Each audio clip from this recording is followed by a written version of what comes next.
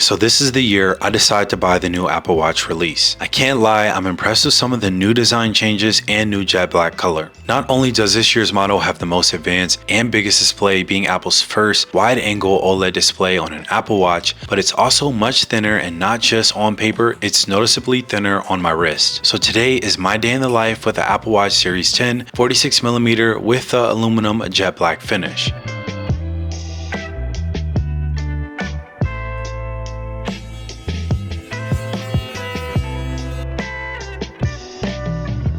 Good morning, guys. So this was actually my first time ever sleeping with the Apple Watch. First time sleeping with any sort of wearable technology ever. And I'm the type of person that doesn't like to wear any sort of jewelry or accessories when I go to sleep. And to my surprise, this watch is so lightweight and has such a slim profile that I didn't even notice that I was wearing it when I was sleeping. Ever since I started running and being more of a hybrid athlete, I've been interested in sleep data. It's something that's become increasingly more popular just amongst the tech community, and I just think anyone who's trying to be healthy in general, but especially the running community. There are things like readiness scores that people use that can help them dictate how hard they should push themselves for their runs or their workouts. If you go to the sleep app, it has 4 different sections: sleep stages, time of sleep, the last 14 days that shows your sleep duration, along with your next schedule. So I don't have any data on sleep duration because I've only measured my sleep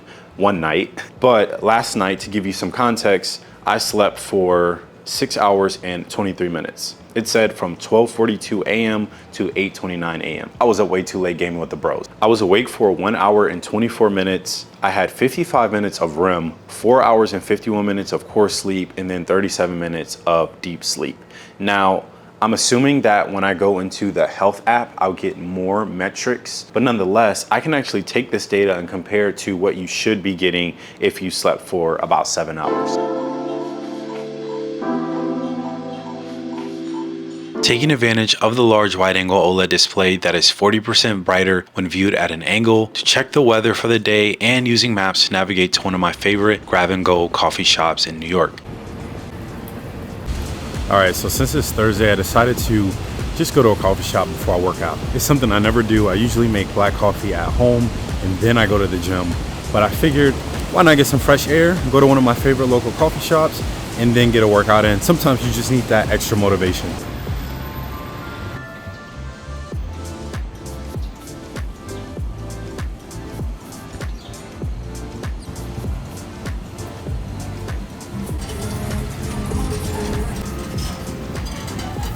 No cap, this might be the coldest day I've experienced in like 6 months.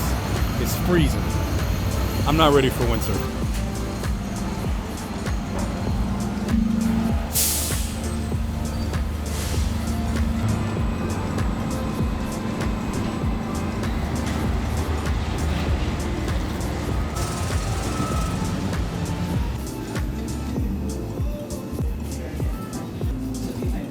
Hi, good morning.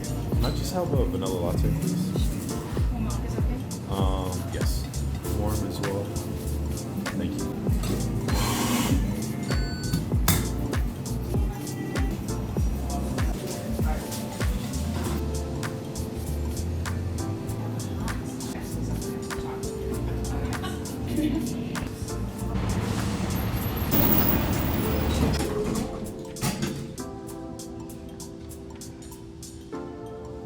Once I got home, I ended my walk workout and checked my pace. I typically attempt to burn 1,000 calories a day, 10,000 steps, so every workout matters, even the more chill ones like taking a short walk to the cafe.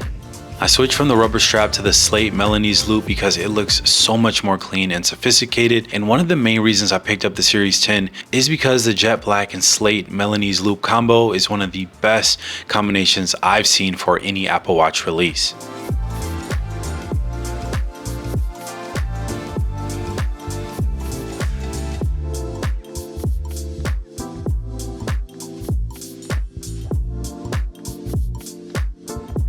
Since I made a more conscious decision to be more aware of my caffeine intake, I downloaded the High Caffeine app so I can add the daily caffeine widget to my Series 10 modular compact face.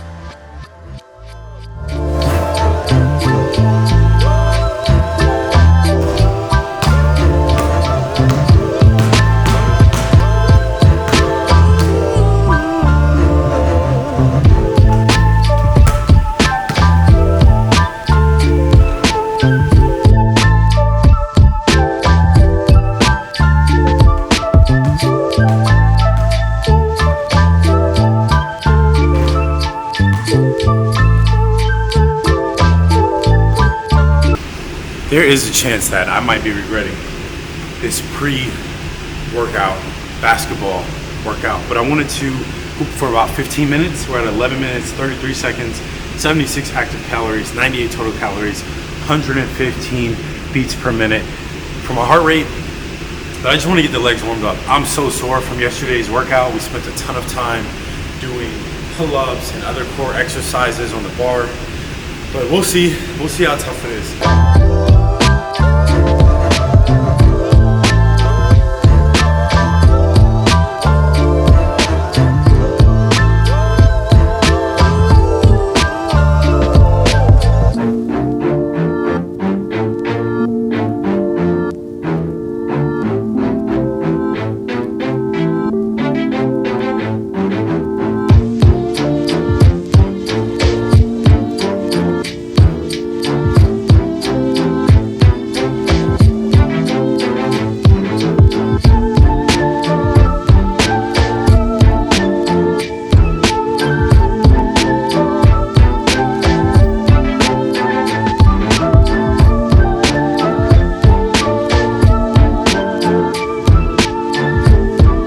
30 minutes through the workout. This is a tough one, leg day. And you know what? I'm glad I actually shot around for a little bit because my legs feel pretty warmed up. And you all probably notice I'm not using the workout app that comes with the Apple Watch, and that's because I'm using this personal training fitness app my trainer sent me. It gives me the metrics that I need, like how long my workout is, what specific workout I'm doing, along with my active calories and active heart rate zone. One first impression that I have is it isn't that jarring going from an Apple Watch Ultra to the 46 millimeter. The display is vibrant. It is a 46 millimeter watch, and the Apple Watch Ultra is 49 millimeters, which is quite a big difference when we're talking about the size of the actual case. However, because the display is practically bezel-less, especially with the jet black, it kind of all blends together, the display and the bezels and casing in general. It doesn't wear larger, but the display is large and vibrant enough. Like, I don't think you'll have a hard time going from the Ultra to the Series 10.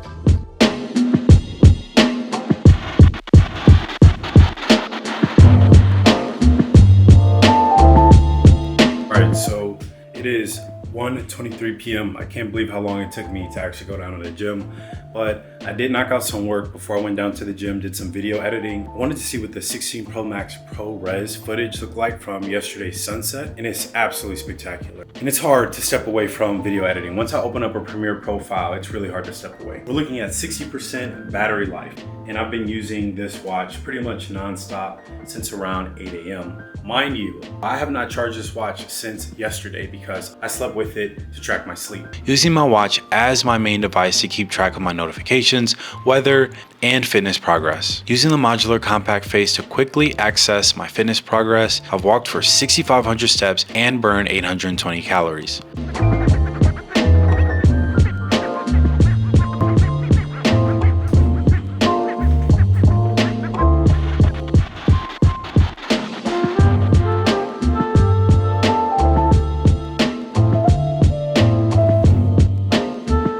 I started getting way too many notifications from my group chat, so I switched to Do Not Disturb to get some distractionless work done.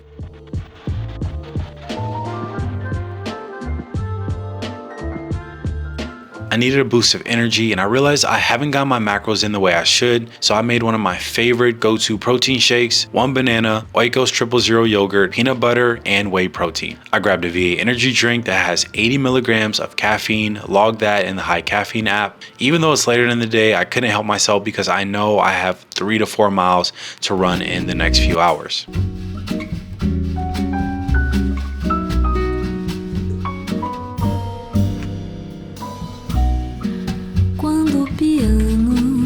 Já não quer mais tocar e as teclas pretas não saem do lugar. It's 3:06 p.m. and we're not gonna do a battery life check, but I want to see how many calories I've burned today. So I have one more workout I'm gonna do later on today. Around sunset, I'm gonna do a 3 to 5 mile run. We're at 850 calories, 85% of my goal. 100 minutes of exercise thanks to that brutal leg day workout. Standing goal of 12 hours and I'm 66% there, and only 7,000 steps, which I guess is not that surprising, but I thought I'd have more. If you're grossed out by my protein shake, don't worry. I'm pretty grossed out too. I thought that we had vanilla yogurt, but we only had berry yogurt. And it is important for me to add yogurt to my protein shakes because this is a very healthy, like nutritious yogurt that has a lot of protein. So I really didn't have much of a choice. It's gonna be a triple berry banana whey peanut butter protein shake. We definitely didn't need the peanut butter, but I guess I should always check to see what yogurt we have before I start dumping peanut butter into the protein shake. But let's just see what it tastes like. It's a little fruity. Since the berry flavor of the yogurt isn't that strong, it honestly doesn't taste that different compared to having just vanilla yogurt. So this is the Nike Tech Fleece in the woven material. Just got this package in from Nike. I ordered this maybe like 2 days ago. I didn't pay for expedited shipping because I didn't want to be thirsty. Now something told me, what if you just do the standard shipping and maybe it'll get here early? And it did. It got here like 4 days early. It's supposed to be here next Monday.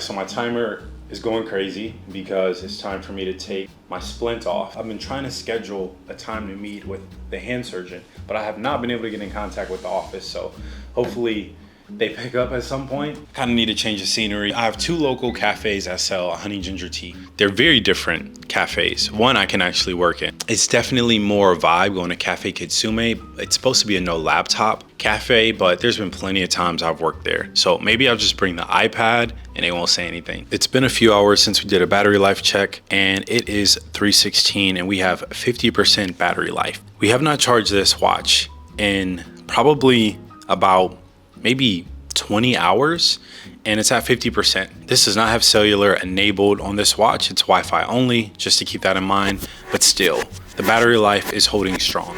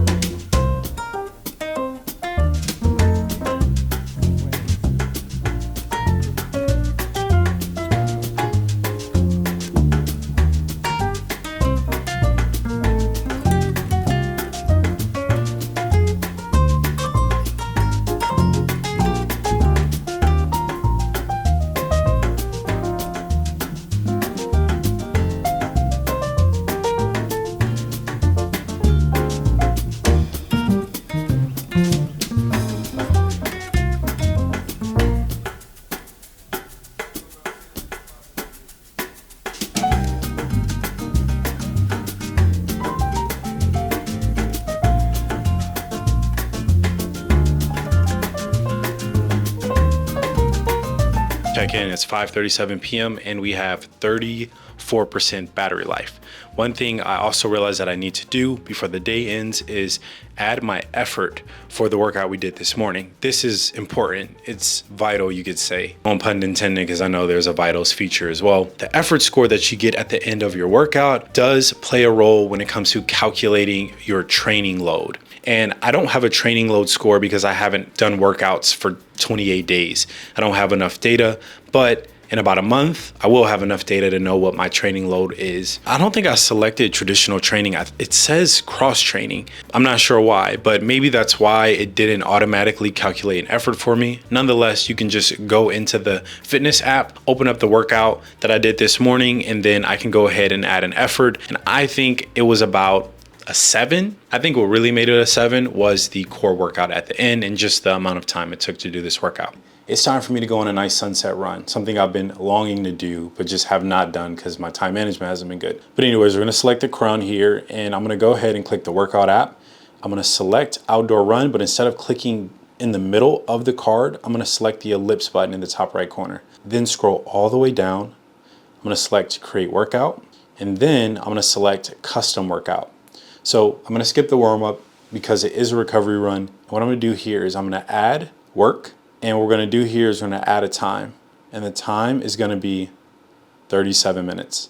Now you can see the workout. We don't have a warm up, we have work, and you can add more to this workout. And then there's no cooldown. But when you click into work, you can also add a target. And a target for me is not gonna be pace because it's a recovery run, but it's gonna be heart rate. And then it already has zone 2 selected for me. I'm gonna keep that as it is and I'm gonna go back. The workout routine is added into this workout. I'm just gonna say recovery. Then if you scroll down, you can actually see the custom views that you get with this workout.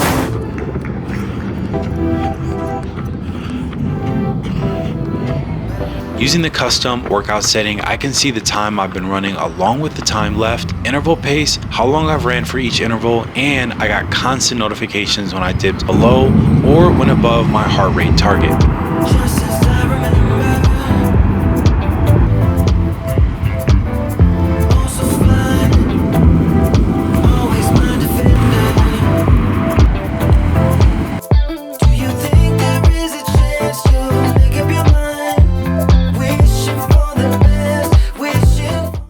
We're back from that 5K workout. It was kind of tough. My head was hurting a bit and it was also really cold because I decided to run towards the waterfront, which was definitely worth it. The most important thing is showing up. I opened up the outdoor run summary and it was 37 minutes and 17 seconds, 3.34 miles, 1109 mile pace, and 431 active calories burnt and 500 total calories burnt, 146 beats per minute with a range of 104 to 164. And it actually gave me a calculated effort without me doing it manually. And my effort was a 5, so moderate. I imagine that had to do with the heart rate, how fast I was moving, and maybe even the elevation gain, which was 111 feet, which I'm actually surprised. He even broke down the specific time I ran and the temperature, along with the humidity.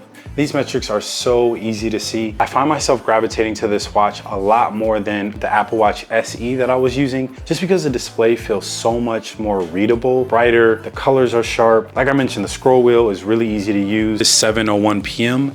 and a quick battery life check-in. We're at 17% battery life. So we have not charged this watch since last night and we're at 17%. We use the Series 10 to track my sleep, along with using this watch pretty much non-stop the last 11 hours. When you look here, we even got some fantasy football updates. Someone just dropped Cortland Sutton and added Rome Odunze. Good luck with that. And with the new speakers that support playing music, instead of taking my phone in the shower, I can now take my much more water resistant and cheaper Apple Watch Series 10 to end the night on vibes.